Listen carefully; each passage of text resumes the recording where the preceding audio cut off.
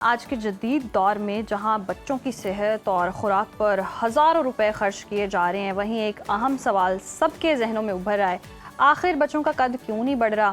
مہنگے ڈبے بند جو ہوتے ہیں، دودھ ملتے ہیں، سپلیمنٹس ملتے ہیں، اور جدید طرز زندگی کے باوجود بچوں کو چھوٹا قد جو ہوتا ہے وہ محض جینیاتی مسئلہ ہے یا کسی بڑی غفلت کا نتیجہ ہے؟ یہ آج ہم اپنے پروگرام میں بالکل اسی خصوصی سیگمنٹ پر بات کریں گے چھوٹے قد کے حوالے سے کہ بنیادی وجوہات کیا ہیں، ابتدائی علامات کیا اور حکمت کی روشنی میں قد بڑھانے کے صحت مند اصول اور بروقت علاج کیا ہو سکتا ہے۔ تو ہمارے ساتھ موجود ہیں ماہر طب حکیم عطاء الرحمان صاحب۔ حکیم صاحب آپ کو خوش آمدید کہتے ہیں پروگرام میں۔ بہت شکریہ۔ حکیم صاحب، آپ نے بھی نوٹس کیا ہوگا کہ جو اب کی جنریشن ہے، اب وہ تھوڑے سے قد ہم دیکھ رہے ہیں کہ کم آ رہے ہیں۔ پہلے ہم دیکھتے تھے بڑے طویل القامت لوگ تھے۔ کیا وجہ ہے کہ اب جو ہے وہ ہائٹ اس طرح سے دیکھنے کو نہیں مل رہی ہے؟ جی بسم اللہ الرحمن الرحیم۔ دیکھیں اب جو دور جا رہا ہے اس میں بچوں کی جو خوراک ہے وہ بالکل چینج ہو چکی ہے۔ پہلے وقتوں میں مائیں جو ہیں بچوں کا بہت خیال رکھتی تھیں، خیال تو اب بھی رکھتی ہیں، لیکن چونکہ پیسے کی فراوانی ہے پہلے وہ اتنا وسائل نہیں لوگوں کے ہوتے تھے، اور آپ دیکھیں اس دور میں ماشاءاللہ جو غریب سے غریب بھی ہے وہ بھی اپنا لائف سٹائل اچھا گزار رہا ہے، اچھا موبائل رکھتا ہے، اور اس وقت میں ہر گلی میں فاسٹ فوڈ کی دکان بھی نہیں ہوتی۔ جی بالکل۔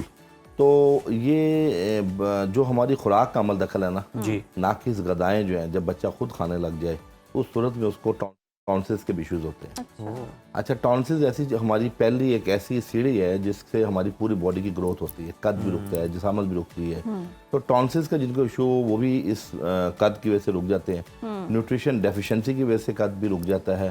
بیسیکلی اوسیفیکیشن ہوتی ہے، ہماری بونز کی اوسیفیکیشن ہے۔ اچھا، اوسیفیکیشن کیا ہے؟ یہ ہمارا اللہ پاک نے کچھ ایسے سیلز بنائے ہیں، گروتھ سیلز، وہ تو کام کر رہے ہوتے ہیں، اس کے ساتھ کچھ پلیٹس ہیں ہماری بونز کے اندر جن کی جب تک وہ پلیٹس میں خلا باقی ہے تو وہ بڑھتی رہیں گی۔ اچھا، اس کا جو ٹیکنیکلی معاملہ یہ ہوتا ہے کہ آپ اپنی باڈی کو ایسی ایکسرسائز کا عادی بنائیں جس میں آپ کی باڈی جمپنگ کرے، جہاں آپ تھوڑا سا زمین سے آپ کے پاؤں کو اٹھنا پڑے، ایسی ایکسرسائز جس میں بیڈمنٹن بھی ہے، والی بال بھی ہے، اس میں وہ رسا ٹاپنا بھی ہے۔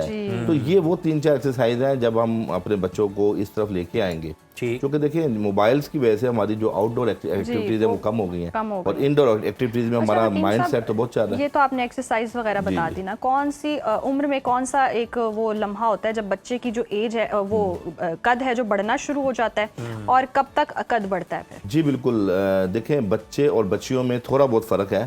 بیسکلی ایک تو یہ کلیہ ذہن میں رکھ لیں تمام والدین کہ ہمارے ہاں 2-4 سال 5 سال 7 سال کے بھی بچیوں کے لیے والدین قد چھوٹا ہو تو پریشان ہوتے ہیں، اور وہ مختلف جگہوں پہ دوائیوں کے لیے جاتے ہیں۔ تو پہلی چیز تو یہ ہے کہ بچی یا بچہ بلوغت سے پہلے قد کی دوائی اس کو نہیں دینی، میڈیسن نہیں دینی۔ صحیح، دیکھیں کچھ بیماریوں کا چیزوں کا تعلق ہماری گروتھ سے ہے، ہمارے ہارمون سے ہے، اور بہت سے ایسے فیکٹرز ہیں۔ تو ایک تو یہ چیز ہے۔ دوسرا، بچیوں کے اندر جو قد ہے نا وہ بلوغت کے بعد سے لے کے تقریباً آج کل ہماری جو بلوغت ہے وہ 12 سال 13 سال تک کی ہے، بچیوں میں ہو جاتی ہے، بلکہ 10 سال میں بھی ہو رہی ہے جو ہماری خوراکیں آج کل۔ اچھا، اس میں یہ کہ 18-19 سال تک، پہلے بچیوں میں 20-21 سال تک قد بڑھ جاتا تھا، اب آپ یقین کریں 17-18 سال تک قد بڑھتا ہے، اس کے بعد بہت کم چانس ہے بچیوں میں قد بڑھے۔ اچھا، بچوں میں تھوڑا سا اس میں 1-2 سال آپ اضافہ کر دیں، اور عموماً بچیوں میں بلوغت کی جو مین بچیوں میں جو ایک ابتدائی علامت ہے وہ ایام کا آنا ہے، اور بچوں میں بھی عموماً اگر آپ عمر کا دیکھیں تو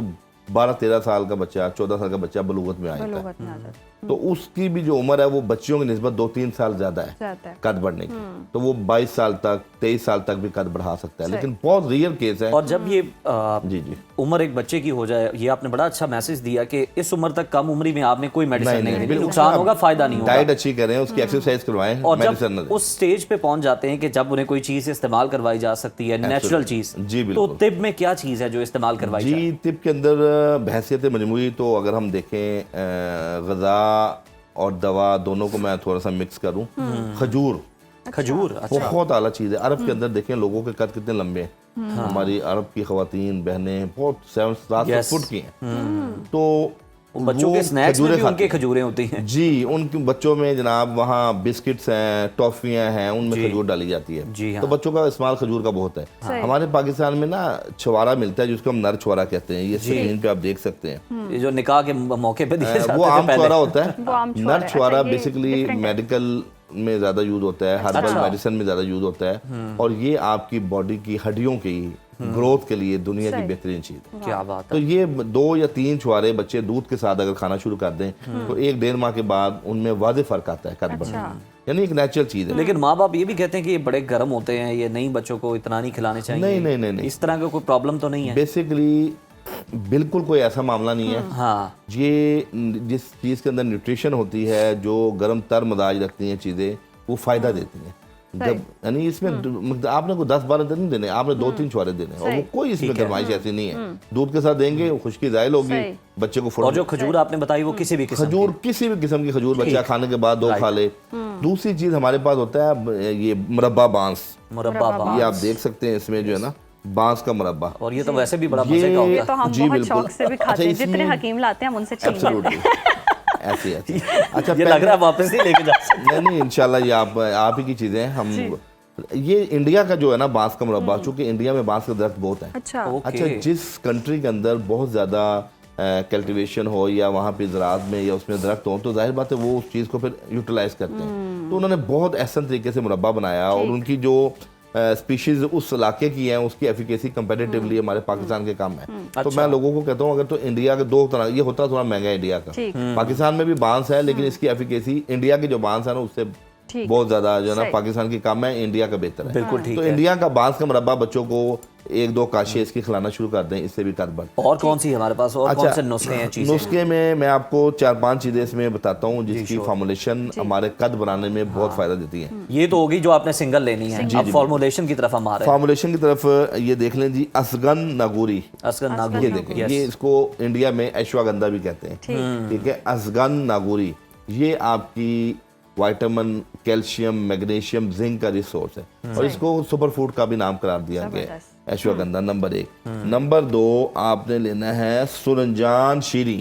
سرنجان شیری, جی, اس کی ہماری نا طب کے اندر ایک معجون بھی ہے جس کو ہم معجون سرنجان بھی کہتے ہیں, جو جوڑوں کے مرض میں دی جاتی ہے. اور یہ اس کی تاثیر سب سے اہم جو اعلیٰ اس کی تاثیر وہ یہ ہے کہ جو ہماری اوسیفیکیشن کا عمل جو بہت تیزی سے ہو رہا ہوتا ہے اس کو سلو کر دیتی ہے, جس سے کافی دیر تک قد بڑھنے کا چانس ہے. یعنی اس کے کلینکل ٹرائل موجود ہیں. اچھا, ہاں, یہ اصل میں بہت سی چیزیں ہوتی ہیں, ہم صرف کیلشیم, میگنیشیم, زنک کو دیکھتے ہیں, ہم میکنزم آف ٹریٹمنٹ میڈیسن کا انڈیویجول نہیں دیکھتے کہ اس کے کانسنٹریٹ کون سے ہیں جو ایفیکیسی. یہ ہر ایج فیکٹر کا بندہ. جی, یہ بے ضرر ہے. یہ دیکھیں نا, یہ آپ کے سامنے ہے. ایک ہو گیا اسگن ناگوری, دوسرا ہو گیا سرنجان شیری. جی, تیسرے نمبر پہ آپ نے لینے ہیں چاروں مغز. یہ ہم وزن لینی ہے تمام چیزیں, یعنی اگر وہ 1-1 چھٹاک ہے تو یہ بھی آپ نے 1 چھٹاک لینی ہے. 3 چیزیں ہوگی. چوتھے نمبر پہ آپ نے اس میں جو ہے نا, وہ ہمارے پاس ابھی یہاں موجود نہیں ہے, پھول مکھانے. پھول مکھانوں کو بھی آپ دیسی گھی میں فرائی کر کے تو اس میں ڈال لیں. اور 5ویں چیز ہے مستگی کی لکڑی. مستگی رومی ہوتی ہے, جتنی پوری دنیا کے اندر ببلز بنتی ہے اس ببلز کے اندر بھی وہ ڈالی جاتی ہے. اور یہ ہماری جو برننگ سینسیشن ہے, یعنی اللہ نے مستگی رومی ہمارا جو میوکوزا ہے جہاں السر ہوتا ہے اس کو بھی یہ کوٹنگ کرتی ہے. اور ہمارے برینز کے اندر کچھ ایسے ہارمونز ہیں جو دنیا کی کوئی چیز نہیں بناتی, وہ مستگی رومی بناتی ہے. اچھا, اس ہڈیوں کی اس نسخے میں مستگی رومی لچک کو بحال رکھتی ہے. اس کا گیپ جب لچک باہر رہے گی تو ڈیفینیٹلی اس کی جو آپ جب ایکسرسائز کرتے ہیں تو وہ گرو کرے گی. تو یہ مستگی رومی یا مستگی کی لکڑی جو ہم اس میں ڈالتے ہیں, یہ 5 چیزوں جو ہے نا, آپ یقین کیجئے اس کا مرکب بنا کے آدھا چمچ صبح شام بچوں کو دینا شروع کر دیں. اور اگر بچے پاؤڈر نہ لیں تو اسی پاؤڈر کو خالص شہد لے کے اس میں گھر میں ہی معجون بنا لیں, خمیرہ سا بنا لیں, یا دودھ میں مکس کر کے پلا. جی, دودھ میں مکس. اچھا, اس کا ذائقہ بھی بہت ڈیلیشیس ہے.